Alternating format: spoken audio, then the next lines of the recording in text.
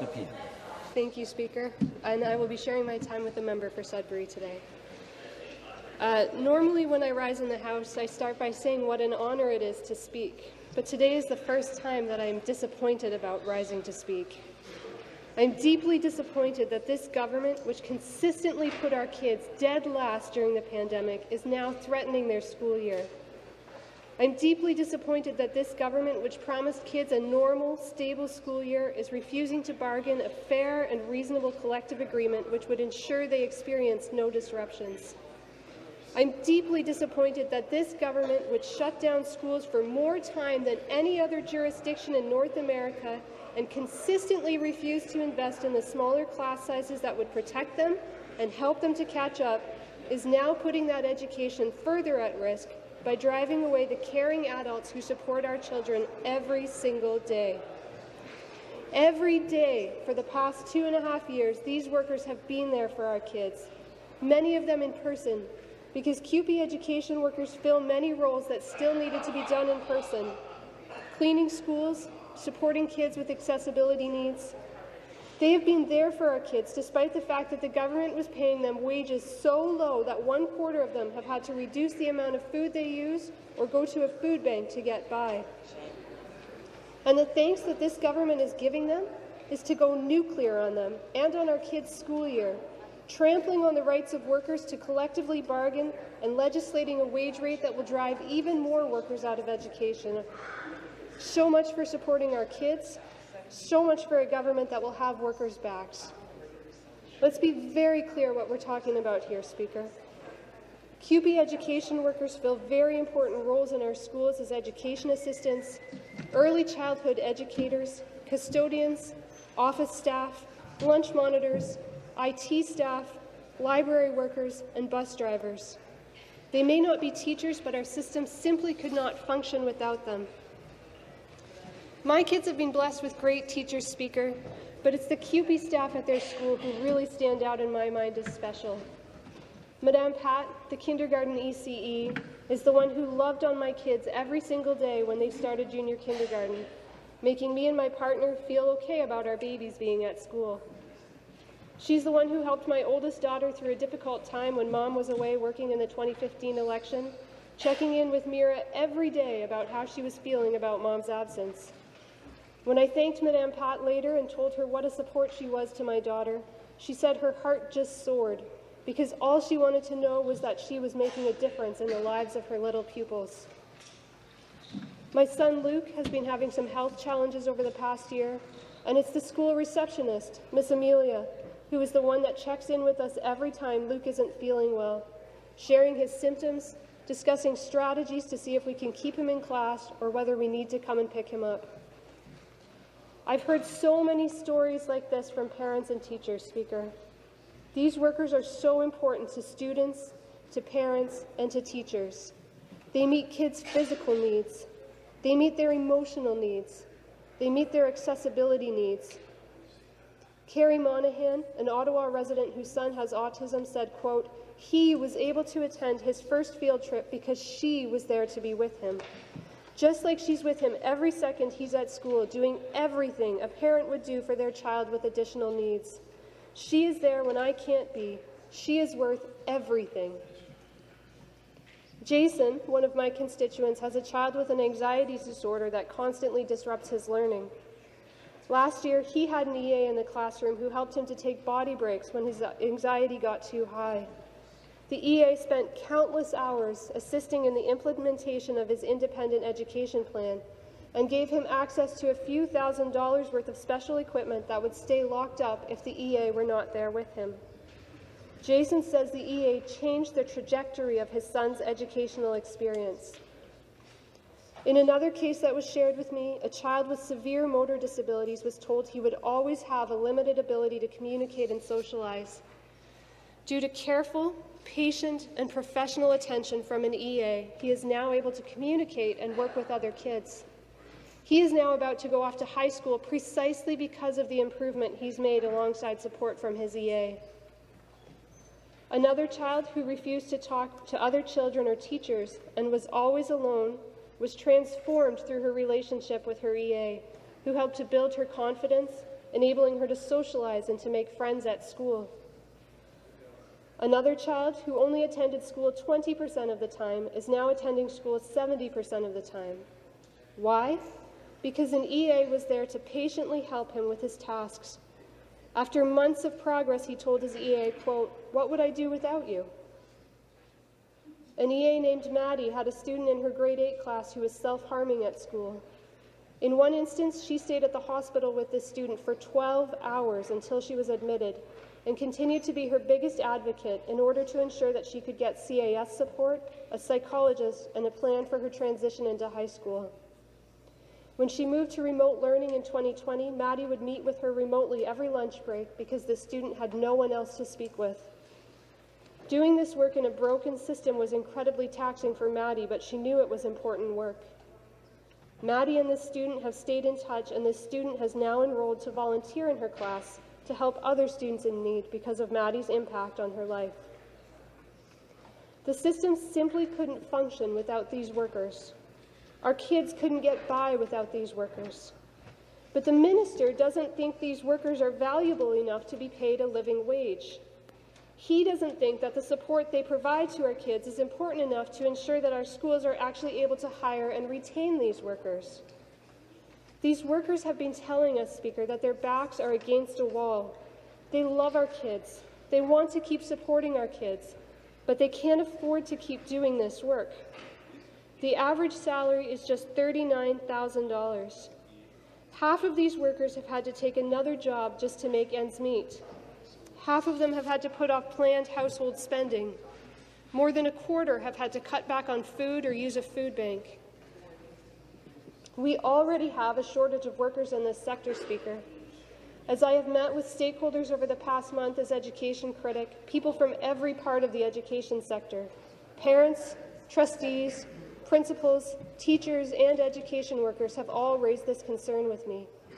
Roles are going unfilled, leaving the remaining workers struggling to fill in gaps to make sure our kids remain supported. In some cases, parents are being forced to fill in the gaps, including one parent we just learned about this past week who has to sit outside her daughter's school every day to make sure that her daughter can use the washroom. In other cases, kids with accessibility needs are being told they can only attend school on certain days or that they're not allowed to participate in certain activities because the supports aren't there for them. Now, with his imposition of an unreasonable collective agreement with only a nickel more per hour for these low-paid workers, the minister is ensuring that not only will these shortages remain unfilled, but we're going to lose even more workers. I just want to pause here and acknowledge just how shameful it is that this Premier and this minister, both men earning over $165,000 a year, are telling an overworked, underpaid, and predominantly female workforce that they need to be, quote, reasonable about pay increases. A Premier that gave his whole caucus a $16,000 a year raise as if it was candy at Halloween, telling workers using food banks to be reasonable. It would almost be a joke, except that the consequences are no laughing matter. Let's hear what workers and parents have to say about this situation the government has created. One constituent in my riding of Ottawa West Nepean has been an early childhood educator for over 35 years. She devotes hours of unpaid work each evening in the classroom just trying to catch up. In the midst of the pandemic, she spent hours ensuring that school would feel as close to normal as possible while keeping children safe and focused on learning. As an ECE, she cleans and disinfects her classroom constantly and ends up having to do the work of overwhelmed custodians because their workload is so excessive. Her working hours have increased exponentially because she recognizes that education is a priority, not a last resort. But doing this extra work takes her time away from the children that need her support in the classroom. She has seen how the excessive demands on education workers have led to a large exodus of skilled workers as they become mentally exhausted from dealing with large amounts of stress. On top of that, she has seen multiple colleagues take on 2 jobs to support themselves, making it increasingly difficult for these workers to meet the needs of their own families and pay their own bills. After 35 years, she is earning only $38,000. and with the cost of living so high, she can barely keep her head above water. Her standard of living has dramatically decreased because her salary has not kept up for over a decade. She lives in social housing with rent geared to income, but still often has to ask for help just to get her through the month. As a parent and grandmother, she wants to see good quality education programs in the classroom. As a registered early childhood educator, she wants to be respected for her knowledge, abilities, skills, and experience, but this government isn't willing to show her that respect.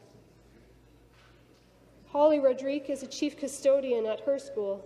She ensures that all garbage inside the building is picked up, that the bathrooms are cleaned and sanitized, the toilet paper is replenished, and she orders all of the cleaning supplies needed for her custodial staff. She says that sometimes she has people who come into the schoolyard at night and break glass or leave needles, leaving things that could injure the students. It's Holly and her staff who ensure that these items are picked up. They need to be there to ensure that the school grounds remain clean. They're the ones who are helping to keep our children safe. Despite their important work, Holly says that inflation and wage cuts are making it extremely difficult for her and her staff to pay bills and make ends meet. She says, quote, "We're living check to check, basically, so it's very, very important that we get a decent wage just to be able to live. I want to fight for things and have them in place and make sure that they're there for the next generations coming up." Crystal, who lives in Ottawa, West Nepean, works as a library technician with the Ottawa Carleton District School Board. She currently works part-time at 2 different schools, but works full-time hours. She describes her days as exhausting, often getting home later than she anticipated, spending her evenings repairing ripped clothing for the next day because she cannot afford new clothes. She often comes home with drenched feet from standing in wet grass on yard duty because of holes in her shoes that she cannot afford to replace. Crystal's diet is heavily reliant on canned beans, rice, quinoa, and salad. When she is really strapped, she has to rely on friends for meals. Crystal has described her day-to-day life as exhausting, chaotic, and even traumatic. In one incident, Crystal witnessed a neurodivergent student throwing a 10-pound weighted ball around the classroom, which forced her to step in and calm down a room full of students in tears, while another education assistant put her body in the way to stop the student from hurting anyone. As a library tech, Crystal interacts with up to 620 students on a daily basis. Every day, she is at risk of catching COVID. Last year, she caught COVID 3 times and had to isolate for at least a week each time. She used all her 11 sick days and was forced to go on short-term disability to cover the rest. She feels she has passed her limit, stressed beyond belief, but cannot even afford to take a day off for her mental health because she's used every one of her sick days. Crystal loves her work and doesn't want to do any other job. She feels so fortunate that she has the opportunity to meet these students so young and watch them learn and grow, that she can share with them her love of reading, learning, and curiosity of the world around us.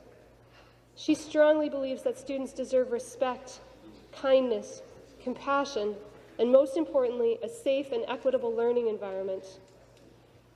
The stress that is caused by this government's willingness to take away her right to bargain is one more reason for Crystal to want to leave the field altogether.